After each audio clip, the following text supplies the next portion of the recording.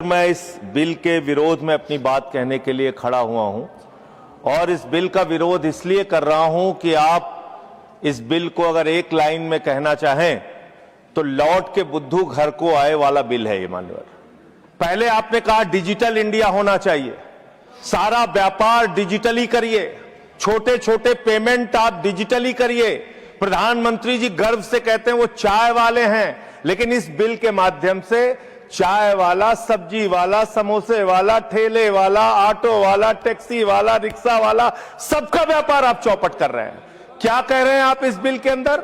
आप इस बिल में कह रहे हैं कि यूपीआई से जब आप पेमेंट करेंगे तो जो व्यापारी होगा, जो व्यापार कर रहा होगा, जिसके खाते में आप पैसा डालेंगे, उसके ऊपर हम टैक्स लगाएंगे।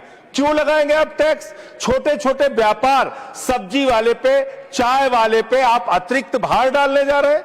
और देश के अगर मान लीजिए आप उनके ऊपर भार डालने जा रहे हैं, वो किसी उपभोक्ता का रिश्तेदार तो है नहीं मान्यवर, घुमा फिरा के वो अपने सामानों का दाम बढ़ाएगा, जिसका खामियाजा लोगों को भुगतना पड़ेगा, जिनके ऊपर टैक्स के बढ़ने के कारण महंगाई बढ़ेगी। तो ये दो तरह से मार करने वाला टैक्स है, नंबर एक।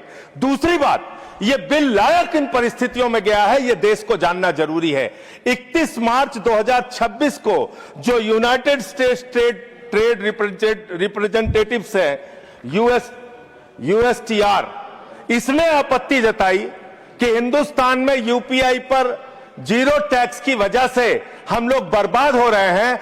तो ट्रंप के दबाव में भारत की संप्रभुता को गिरवी रख के ये बिल लाया गया है, इसलिए इस बिल के हम खिलाफ। मान्यवर, बहुत कम स्पीकर हैं, एक आध मिनट का समय मुझे और दे दीजिए। मान्यवर, आपका जो समय, विदेशी दबाव में भारत की संप्रभुता को गिरवी रख के आप ऐसा बिल ला रहे हैं जिसमें फॉरेन इन्वेस्टर्स